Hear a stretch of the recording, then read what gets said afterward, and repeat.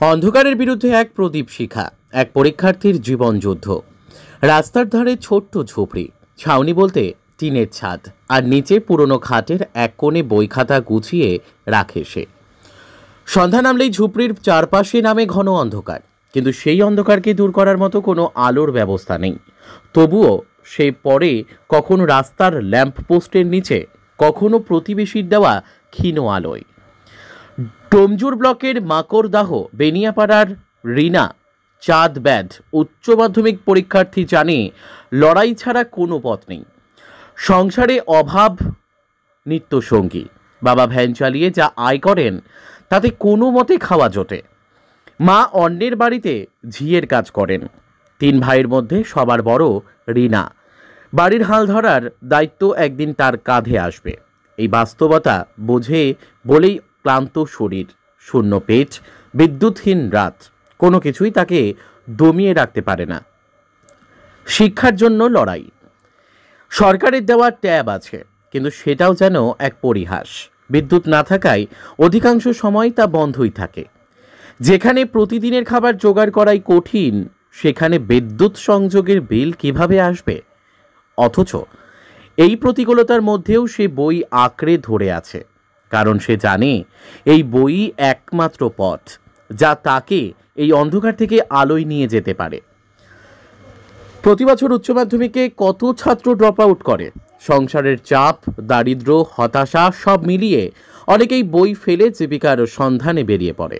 কিন্তু সে লড়ছে, হাল ফেরেনি, কারণ সে শুধু নিজের জন্য নয়, পরিবারের জন্যও লড়াই করছে।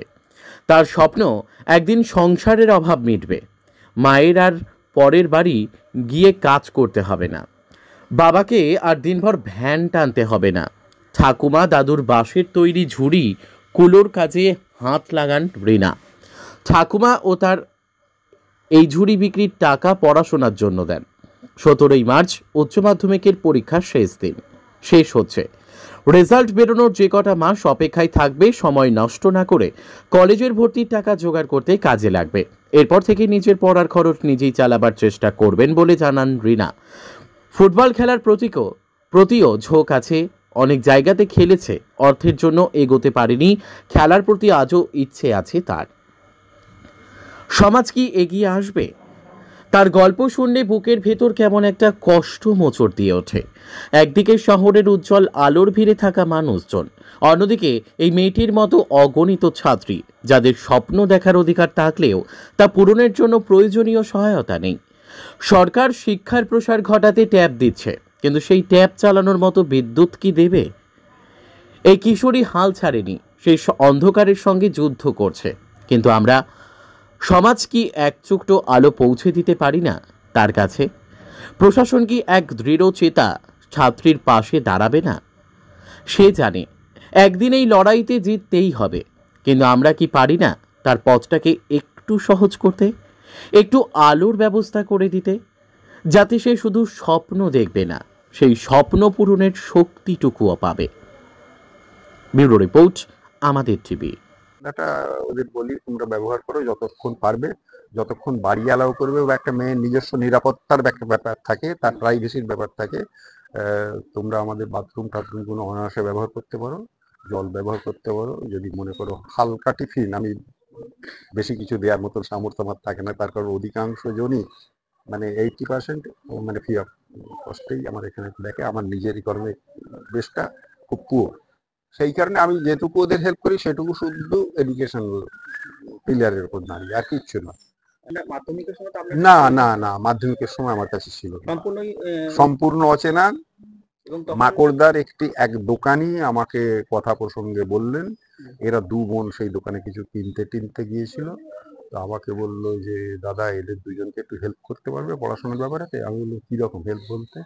না, একটু পড়াশোনা দেখিয়ে দেয়। আমি বললাম ওরা যদি পড়তে রাজি হয় আমি নিশ্চয়ই হেল্প করবো, যতটা আমার ক্ষমতা আছে। আমার লিমিটেশন খুব কম, পরিষ্কার কথা। কিন্তু ওদের আন্তরিকতা দেখে আমি মুগ্ধ। ওরা যদি পড়তে চায়, বিশেষ করে আমার বরাবরের একটা এম যে মেয়েরা যদি এগিয়ে যেতে চায় তাহলে সেটা সবসময়, এবং আজকের কাগজেও সম্ভবত বেরিয়েছে যে কোনো একজন নোবেল পুরস্কার প্রাপ্তা বিজ্ঞানী তিনি বলেছেন দুঃখ করে যে ছেলেদের যতটা হাইলাইট করা হয় মেয়েদের ক্ষেত্রে সেটা করা হয় না সব জায়গাতেই, গোটা বিশ্বব্যাপী। এটা পুরুষ প্রধান সমাজের একটা বৈশিষ্ট্য। তা সেই হিসেবে আমার একটা জেদ আছে, আমি বিদ্যাসাগর মশাইয়ের আইডিওলজিটাকে গ্রহণ করার চেষ্টা করি যে মেয়েরা যদি এগিয়ে না যায় তাহলে কিছু হবে না। এবং আমাদের বেদেতে বলা হয়েছে যে মেয়েদের যদি সম্মান না করা হয় ঈশ্বরকেও সম্মান করা হবে না। They are part of our total society. এই জন্যে আমি সেটা ঠিক বলতে পারবো না, সেটা আমার কাছে সম্পূর্ণ অজানা ছিল। আমি যখন থেকে ওর বাড়িতে কি দেখলেন বা কি এখনো তো ইলেকট্রিক পৌঁছায়নি? না না না, ওই তো রাস্তার ধারেই ওই ধরনের ঘরেতেই আছে। ওদের পারিবারিক পেশাটা হচ্ছে ঝুড়ি চুবড়ি এই সমস্ত কুলো টুলো ইত্যাদি তৈরি করে বিক্রি করা এই ধরনের।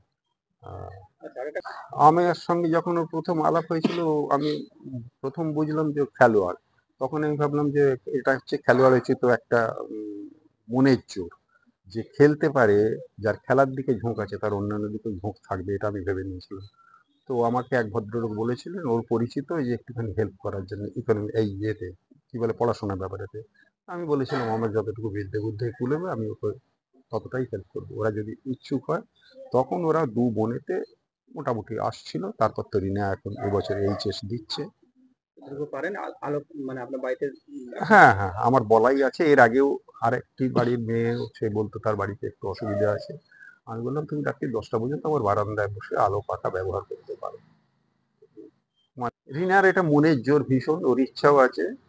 আর সাধারণত আমাদের যেটা হয়ে থাকে যে টোটাল আমার মাস্টারমশাই যেটা উল্লেখ করেছেন যে সাধারণত যেটা হয়ে থাকে যে 90% স্টুডেন্ট ওই এইচএস এর এবং মাধ্যমিকে তারা কিন্তু ঠিক পড়াশোনার জন্যে নিজের ভেতর থেকে আর্জ ফিল করে না, একটা পরিস্থিতির চাপে পড়ে পড়াশোনা করছে। ফলে তারা বেশিরভাগটাই, আমাদের এখানে তো একটা বয়েজ স্কুল আছে একটা গার্লস স্কুল আছে।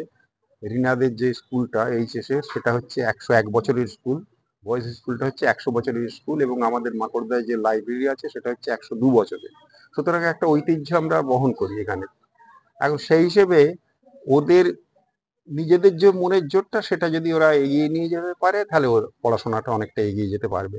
আরো কিছু কিছু হেল্পের দরকার, তবে বেসটা ওদের পরিষ্কার নেই, যে কারণে আমি মনে করি দোষটা ওদেরও আছে।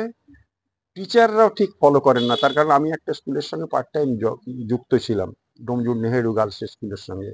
সেখানেতে একদিন কথা প্রসঙ্গে টিচারদের সঙ্গে কথা প্রসঙ্গে আলোচনা করে বললাম যে দেখুন ম্যাডাম, যে আমি তো সংস্কৃত টিচার, তো পরবর্তীকালে দেখেছি যে এই স্কুল থেকে অন্তত জোনা আষ্টেক স্টুডেন্ট অনার্স পাস করেছে এবং জোনা 3-4 এমএ পাস করেছে। হোয়ারাজ ইংরেজির ক্ষেত্রে এত কেন পুয়ার লেভেল, যে ওরা উচ্চ মাধ্যমিকেতে ভীষণ ভয় পাচ্ছে। তো তিনি যেন একটু রেগে গিয়ে বললেন তাহলে তো আমার স্কুল থেকে রিটায়ার হয়ে যায় ফলে। আমি বললাম ব্যাপারটা তা নয়, আপনি তো আমার সহকর্মী। আমি ওই জন্য বলছি এদের যদি একটা সিস্টেমেতে পড়ানো যায়, কিছু মনে করবেন না, তার কারণ আপনি এখানকার ফুল টাইম টিচার আর আমি হচ্ছি পার্ট টাইম টিচার, আমার বলার এখতিয়ারটাও কম। শুধু আমি বলতে চাইছি ওদের জন্য যে ওদের যদি একটু দেখে শুনে দেওয়া যায় ওরা কিন্তু পারবে, মানুষের ব্রেন সেই জায়গায় আছে। একটু সহযোগিতা পেলে একটু সাহায্য পেলে সেটা ওরা যথেষ্ট এগিয়ে যেতে পারে। আপনার নাম? আমার নাম স্বর্ণকমল ভট্টাচার্য। আমি ওই হাতের কাজ করি, ঘোড়া চুবড়ি বানাই। কতদিন আমি আমার বিয়ে হওয়ার পর থেকে আমি শিখেছি। হ্যাঁ, চলেই দিচ্ছে। ওর মা বাবাও কাজ দেয়, আমরাও গরিব মানুষ, এখন যা ওই স্কুলের চাঁদা ফাঁদা এইসব যে যতটা পারি আমি করি, ওর মা বাবাও করে। যা হয় সেটা পড়াশোনার কাজে দেন? কিছু কিছু দেয়, ওর মা দেয়, বাবা দেয়, ঠাকুমা দেয়। হ্যাঁ, একটু তো গাড়ি ভাড়া, হয়তো বই খাতা 2-1টা কিনা, কম টুকটাক, না কারেন্ট নেই, ওইভাবে খুব কষ্ট করে লেখাপড়া করে।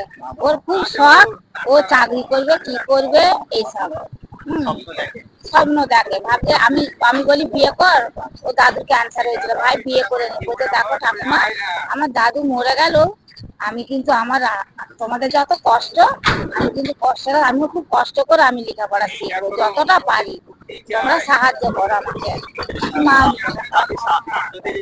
ঝুপড়ি বানান তাদের সাহায্য করে কেউ সাহায্য করে না। না আপনার নাতিরা ও হ্যাঁ হ্যাঁ হ্যাঁ, ওরা এই জল এনে দিল, এটা একটু তুলে দিল, যতটা পারে। হ্যাঁ টুকটাক, হ্যাঁ যেটা বলবো করে দেয়, হাতে আমার সুযোগ দেয়, সাহায্য করে দেয়। আমার মতন কিছু জিনিস নেই, আমরা করতে পারি না, মুখ্য মানুষ আমাদের সব, যে আমরা মুখ্য বলে মাও মুখ্য বাবাও মুখ্য, আমরা সবাই মুখ্য। যে লাতি আমাদের 6টা লাতি লাদনি, ওরা যেন একটুখানি লেখাপড়া করে ভালো ভালো লোকের সাথে কথা বলবে, আমাদের জন্য এটাই আমি খুব শখ চাই, আমার শখ আছে ওরা ভালো ভালো জায়গায় যাবে।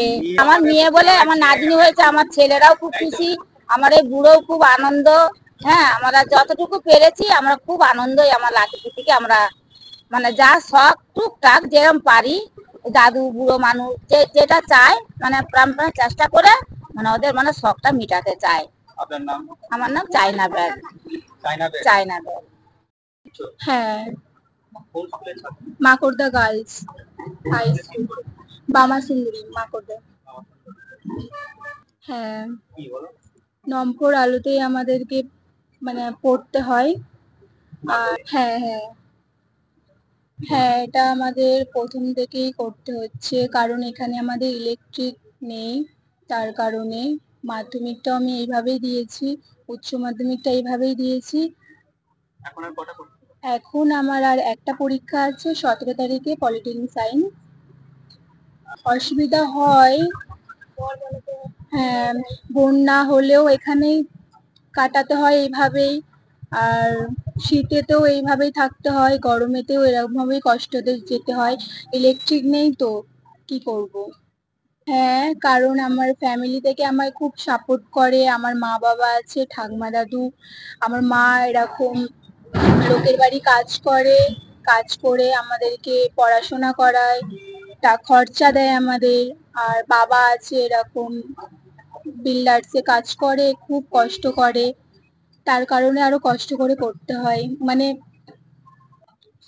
বাবা মা যে এত কষ্ট করে সেই কারণে আরো, হ্যাঁ বাবা মা অনেক কষ্ট করে, ওই কষ্টতেই আরো আমাকে পড়াশোনা তো করতেই হবে, তার ভালোবাসাটা আরো পড়াশোনার মধ্যে আমার আরো হয়ে গেছে, যে এত কষ্ট করে আমাকে পড়াচ্ছেন তারা, এই কারণে আরো। আচ্ছা এই যে এর পরবর্তীকালে তো কলেজে ভর্তি হবে। হ্যাঁ কলেজে কি যাবে বলে মনে হয়? তখন কলেজে, কি বাবা মা আদৌ পড়াশোনা যাওয়া, কলেজে যাওয়া মানে পড়াশোনা করতে পারবে? হ্যাঁ কি মনে হয় তোমার কলেজে কি পড়াশোনা চালাতে কলেজে পারবে বলে মনে হয়? এমনি তো খরচা আছে না, তো মা বাবারা তো যেমন কষ্ট করে টাকা পয়সা আমাদেরকে যেমন স্কুল থেকে শুরু করে পড়াচ্ছে আর কি, তাদের কাছে কষ্ট হয়। আর আচ্ছা আরেকটা কথা হচ্ছে তোমাদের বলো। হ্যাঁ ইচ্ছা তো আছে, যদি বাবা মা টানতে পারবে? টানতে পারবে, ওই কারণে। এবার যদি কেউ সাহায্য করে